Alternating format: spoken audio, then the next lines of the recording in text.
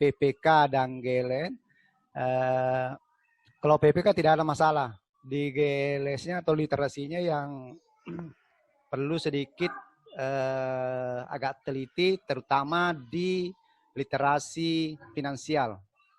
Bapak dan Ibu, bagi yang sudah mengikuti PPK, kebanyakan pertanyaan biasanya masuk di sini dalam uji kompetensi, di mana Bapak dan Ibu harus teliti membedakan literasi finansial itu. Contoh misalnya, kalau ada pertanyaan, ada anak yang ke ATM untuk menyimpang uang, itu termasuk literasi apa? Nah, hampir semua menjawab literasi finansial. Padahal itu adalah literasi digital. Jadi ini sedikit yang perlu. Kemudian di LK2, seandainya bisa saya tampilkan, saya mau kasih contoh satu. Bisa Pak? Boleh. Sambil saya menunggu host ya. Ibu. Saya jadikan host ya. Ya. Sip. Iya. Oke. Ya, sudah host ya. Saya tidak bisa tampilkan ini Pak. Ya. Bapak sudah host itu? Atau saya dulu. Saya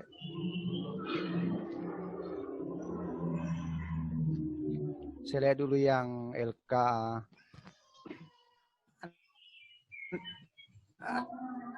Enggak, setting saya supaya saya bisa tampilkan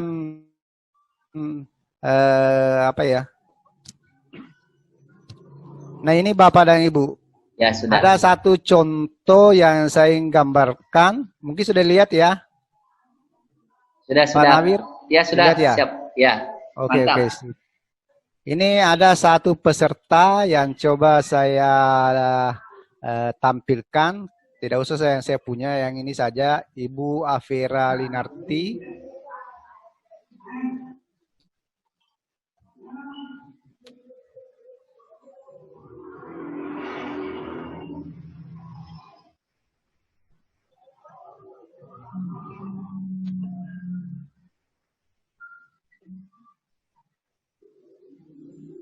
Dari teknik pelayaran berombong.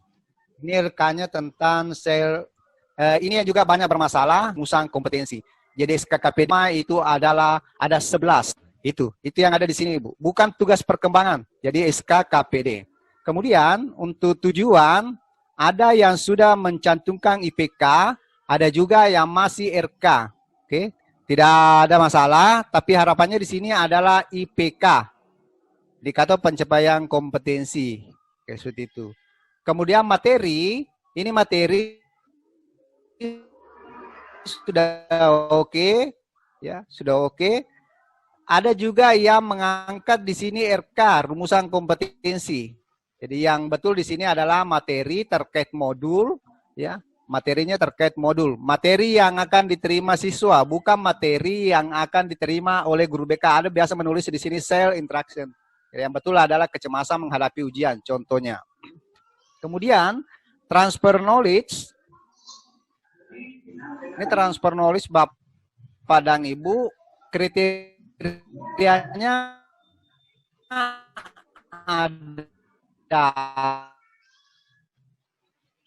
adalah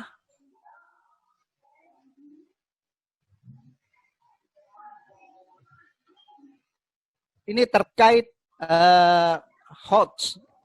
Jadi yang diamati atau kemudian A1 sampai A5 ke motor. Kalau afektif kan A1 sampai A5. Nah, ini yang di sini Bapak dan Ibu kegiatannya. Jadi kapan ada kegiatan yang rasanya terkait itu misalnya C4 itu seperti itu, maka itu yang ditulis di sini. Ya. Misalnya ada mulai guru misalnya guru BK membuka kegiatan dengan memberi salam.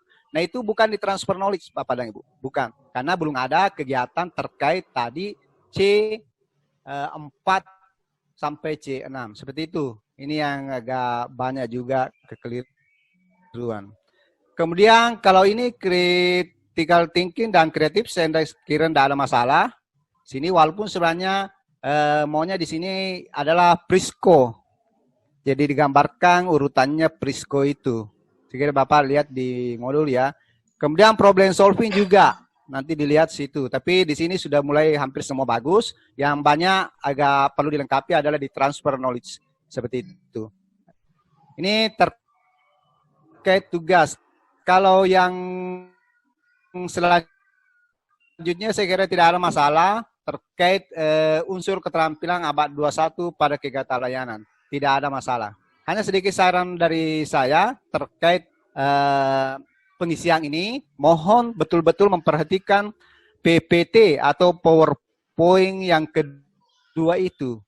Karena di situ intinya Bapak dan Ibu. Kalau Ibu keliru di situ, misalnya memilih SKKPD, kemudian rumusan kompetensi, kemudian membelah menjadi target kompetensi, baru memasukkan dalam sumbu simetri, baru membuat IPK. Kalau Bapak dan Ibu tidak bisa mengikuti alurnya itu, maka akan kesulitan untuk kegiatan selanjutnya. Ini yang harus betul-betul dikuasai di situ Bapak dan Ibu. Karena kalau itu keliru, itu akan masalah kemudian dalam pembuatan RPL, dan pembuatan penilaian, dan kegiatan layanan. Ini untuk sementara dari saya Pak Nawir. Saya akan berikan dulu, siapa tahu ada hal-hal yang mau direfleksi. Silakan Pak. Oke, terima kasih banyak.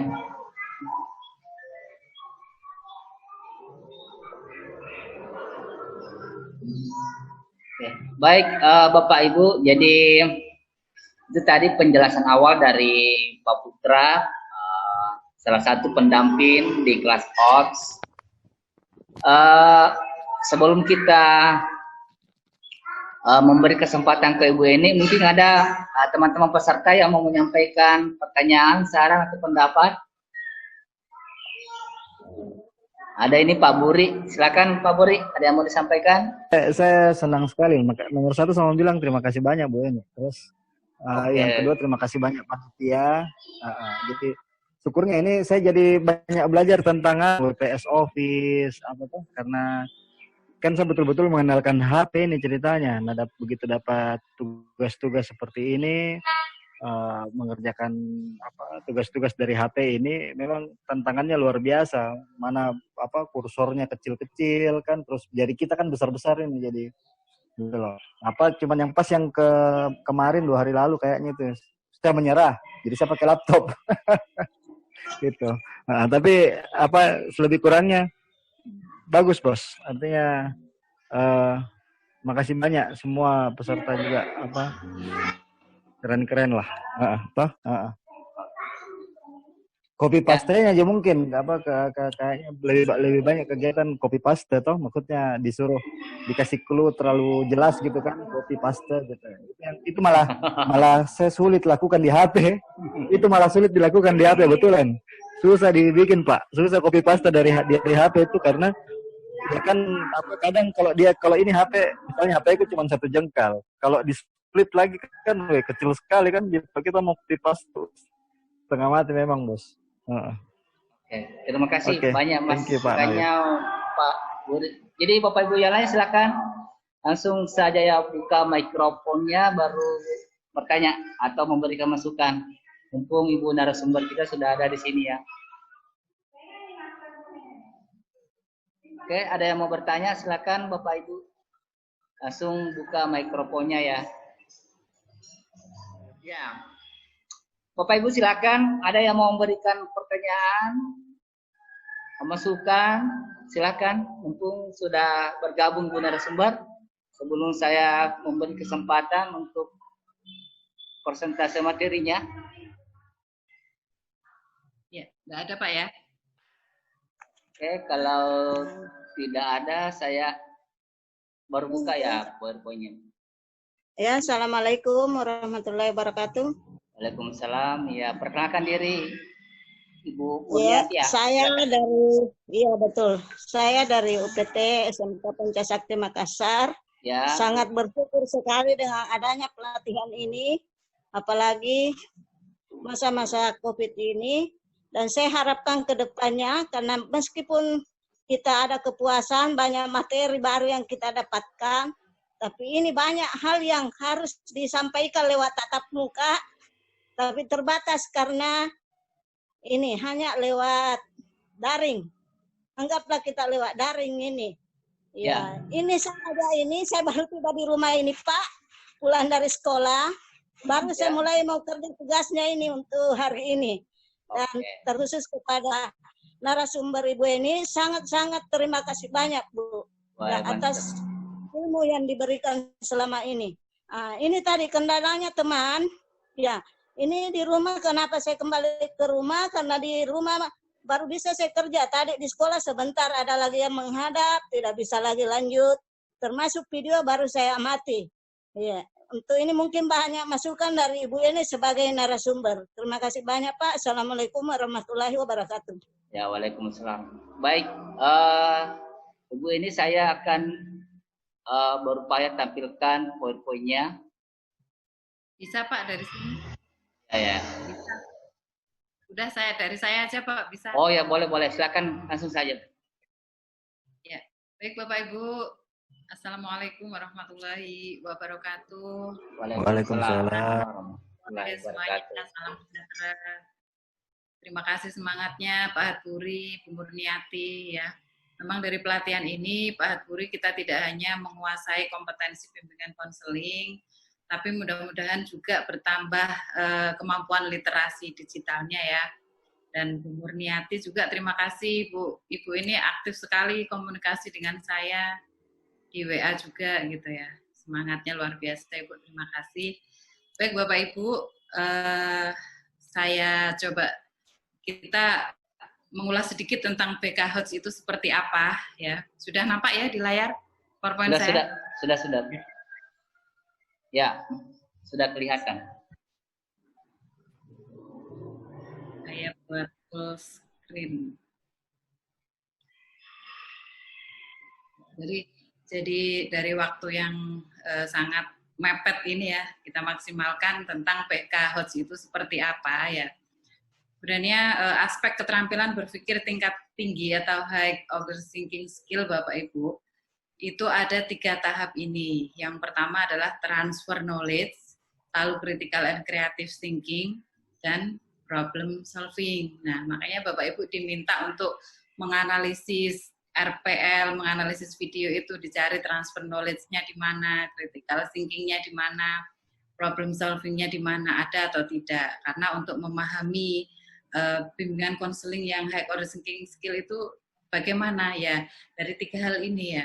Transfer knowledge ya. Transfer knowledge ini ada perpindahan pengetahuan ya dari konselor ke konseli, atau bisa dengan diskusi sesama siswa, sesama konseli. Ya, itu disebut transfer knowledge. Lalu di situ ada critical thinking and creativity. Peserta didik diajak untuk berpikir kritis dan kreatif ya.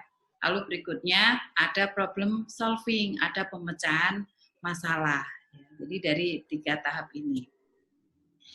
Lalu dari scientificnya Bapak Ibu, di dalam layanan bimbingan konseling itu ada 5M ya.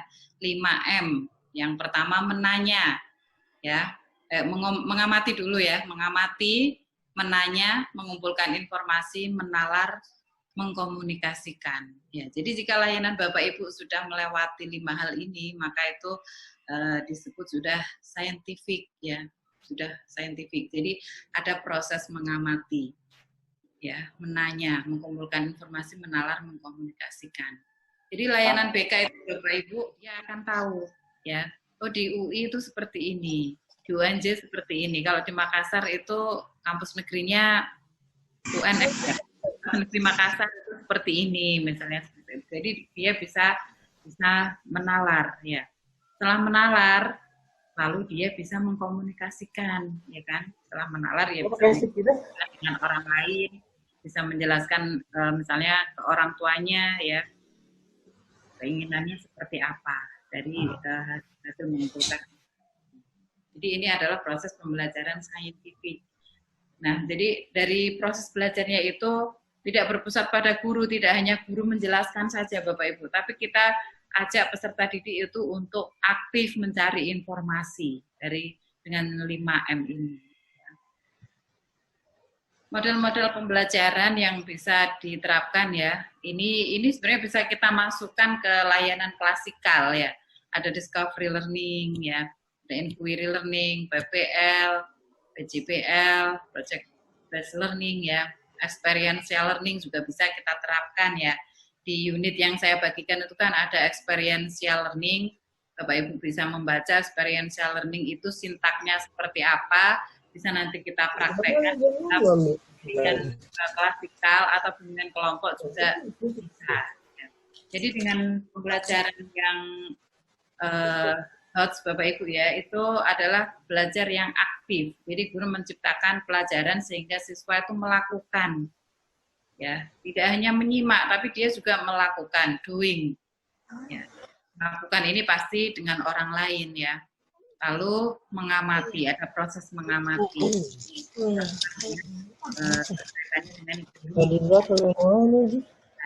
Lalu terjadi perubahan paradigma dari yang awalnya diberitahu ya, hanya gurunya saja yang menjelaskan, tapi sekarang siswa aktif mencari tahu, bisa dengan browsing, bisa dengan mencari literatur ya, makanya literasinya juga harus ditingkatkan, mencari literasi. Jadi dari guru sebagai sumber utama menjadi berbasis aneka sumber belajar, jadi tidak hanya berpusat pada guru ya.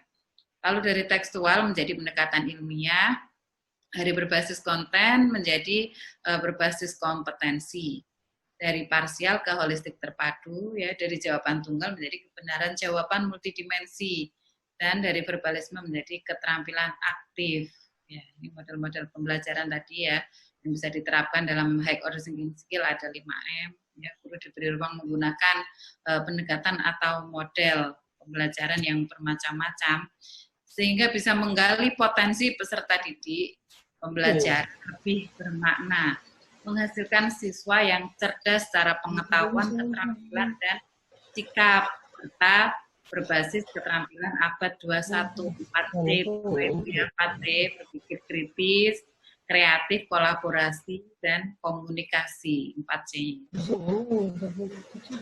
Ini kalau mapel Bapak Ibu ya, contoh soal HOTS untuk mapel, 2 kali 5 sama dengan 10. Ini belum HOTS ya. Kalau sudah high order thinking skill, buatlah 5 cara hitung, baik dengan penjumlahan, perkalian, dan pengurangan yang hasilnya 10. Jadi mengajak siswa untuk berpikir kritis, berpikir kreatif. Ya. Untuk mencapai 10, itu tidak hanya 2 kali 5, banyak cara sebenarnya. Ya. Ini kalau diterapkan di mapel seperti itu ya. Lalu kalau bimbingan konseling seperti apa? Kita akan membahas ya. Jadi tujuannya ini kita menjelaskan pembelajaran berorientasi HOTS ya. Ini pengertiannya ya. Tadi ada sudah saya jelaskan di awal ya bahwa high order thinking skill itu melalui tiga tahap ini, mulai dari transfer knowledge, critical thinking and creativity, lalu problem. Dari transfer knowledge ini Bapak Ibu, dari ranah kognitif, transfer knowledge-nya itu dari ranah kognitif, dari faktual, konseptual, prosedural, dan metakognitif ya. Ini pengetahuan tentang elemen terpisah ya, meliputi pengetahuan tentang terminologi dan seterusnya. Nah, proses high order thinking skill ini didasarkan dari taksonomi Bloom ya. Taksonomi Bloom mulai dari C1 sampai C6. Jika masih dari C1, C2, C3 itu masih dikatakan LOTS Bapak Ibu, low order thinking skill. Prosesnya mulai dari mengingat, memahami, menerapkan. Jadi kalau prosesnya masih siswa diajak untuk mengingat, memahami, menerapkan, mengaplikasikan, ini masih LOTS ya. Kalau mulai C4, menganalisis, menilai, mengkreasi atau mencipta, itu sudah HOTS, high order thinking skill. Ini KKO-nya ya, KKO dimensi pengetahuan, C1. Ini bisa Bapak Ibu print ya, untuk pedoman C1 itu apa saja, C2, C3, C4 sampai C6 ya. Kalau masih mengutip, menyebutkan ya C1 sampai C3 ini masih low. Kalau sudah C4, C5, C6 ini sudah high order thinking skill, sudah HOTS menurut taksonomi Bloom. Nah, lalu berikutnya ranah afektif ya. Afektif mulai dari A1 sampai A5, penerimaan, menanggapi, penilaian, mengelola, karakteristik dan sebelumnya. Ini KKO-nya, menerima A1 mulai dari mengikuti, menganut, mematuhi, A2 menyenangi dan seterusnya ya. Ini adalah ranah kognitif. Lalu berikutnya ranah psikomotor ya, mulai dari P1, P2 sampai P5. Imitasi, manipulasi, presisi, dan naturalisasi. Ini KKO-nya ya, menyalin, mengikuti, mereplikasi ya. Ini P1, P2, P3, P4, dan P5. Lalu berikutnya critical and creative thinking itu seperti apa ya? Berpikir kritis dan kreatif. Itu menganut elemen dasar tahap keterampilan berpikir kritis, Frisco. Ya, F-nya itu fokus, reason, inference, situation, clarity, and overview. Tadi yang sudah dijelaskan oleh Pak Putra di depan ya, Frisco. Terima kasih Pak Putra, kebetulan beliau ini juga sering diundang oleh P4TK Penjas BK sebagai instruktur nasional. Ya. Terima kasih, sebagai PC kelas juga sudah bertanggung jawab, rajin mengoreksi Bapak Ibu ya. Jadi ini Frisco ya, elemen dasar mulai dari fokus, reason, inference, situasi, clarity, dan overview ya. Lalu berikutnya problem solving ya, ada problem solving yaitu menentukan masalah, mengeksplorasi masalah, merencanakan solusi, itu masuk problem solving. Melaksanakan rencana, memeriksa solusi, mengevaluasi solusi, dan seterusnya. Nah di peta kompetensi 4C sesuai dengan abad 21 Bapak Ibu, ini creativity thinking, itu berpikir kreatif, bekerja kreatif, mengimplementasikan inovatif ya, ini aspeknya. Lalu critical thinking and problem solving, ini penalaran efektif, menggunakan sistem berpikir, membuat penilaian dan memecahkan masalah. Lalu komunikasi dan kolaborasi ya. Lalu ditambah ICTS ya, karakter building dan spiritual values ya, nilai-nilai karakter di dalamnya ditambahkan. Ini ya, jadi kemarin ada banyak yang bertanya ya, 4C itu seperti apa, penjelasannya di PowerPoint ini sudah ada semua Bapak Ibu ya. Itu. Nah, kalau analisis kompetensi dasar MAPEL, ya, kalau di MAPEL itu yang dianalisis adalah kompetensi dasarnya, sedangkan di dalam BK yang dianalisis adalah rumusan kompetensinya, Bapak Ibu. Dari tugas perkembangan itu, ini kan bersumber dari POP. Ya, tugas perkembangan kalau SMA ada 11, kalau di SMP ada 10 tugas perkembangan itu dianalisis ya. Di sana dari tugas perkembangan yang ada di POP dianalisis, lalu di situ ditentukan ya standar kompetensinya, standar kompetensi kemandirian peserta didik SKKPD-nya ya, lalu rumusan kompetensinya ya, rumusan kompetensinya kan ada internalisasi tujuan, pengenalan, akomodasi dan tindak lanjut. Ini kaitannya dengan di tabel kemarin ada Bapak Ibu yang diminta untuk menuliskan SKKPD-nya di mana, akomodasinya di mana. Dan jadi itu diambil dari POP ya, diambil dari POP di unit itu Bapak Ibu tinggal memindahkan ya, di unit kan sudah ada, tinggal memindahkan ke lembar kerja. Lalu berikutnya penentuan target kompetensi, poin-poin yang harus diperhatikan pada saat menentukan kompetensi.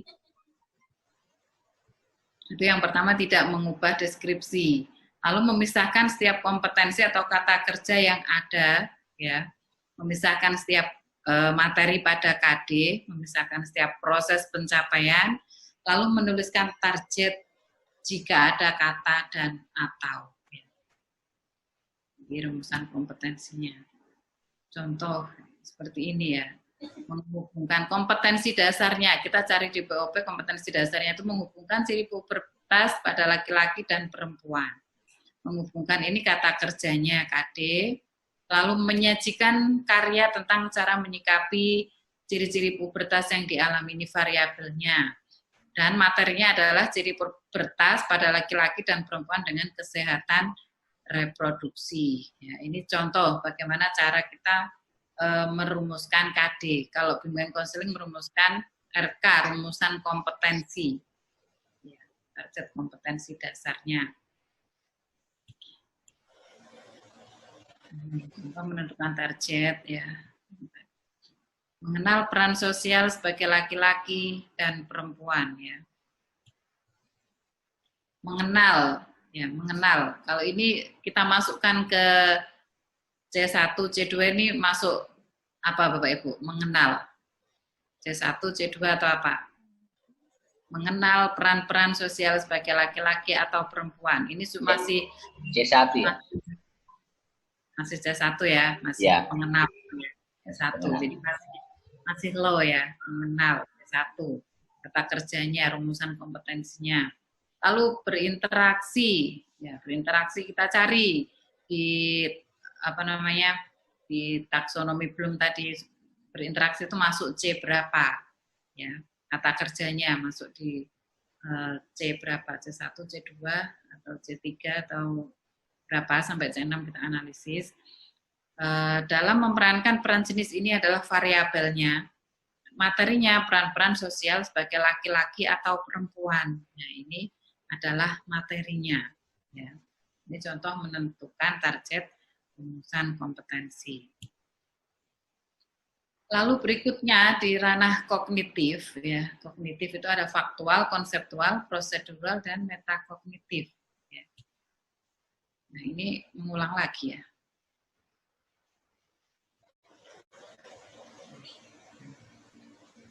Ini cara menentukan rumusan kompetensi Bapak Ibu ya. Bedanya antara MAPEL dengan guru BK. Ini matriks sumbu simetrinya Bapak Ibu. Lalu berikutnya perumusan IPK ya, indikator. Indikator itu adalah perilaku yang dapat diukur atau diobservasi ya. Menunjukkan ketercapaian kompetensi dasar kalau di MAPEL, kalau di BK adalah rumusan kompetensi tertentu yang menjadi acuan penilaian. Lalu rumusan IPK ini ketentuannya indikator di rumus KD kalau MAPEL. Kalau di BK itu RK ya. Lalu menggunakan kata kerja operasional yang dapat diukur. Kata kerja operasional tadi itu yang masuk kategori C1, C2 atau C berapa sampai C6, lalu dirumuskan dalam kalimat yang simple, jelas, dan mudah dipahami. Tidak menggunakan kata yang bermakna ganda, hanya mengandung satu tindakan. Lalu memperhatikan karakteristik mata pelajaran, potensi, dan kebutuhan peserta didik sekolah, masyarakat, dan lingkungan atau daerah.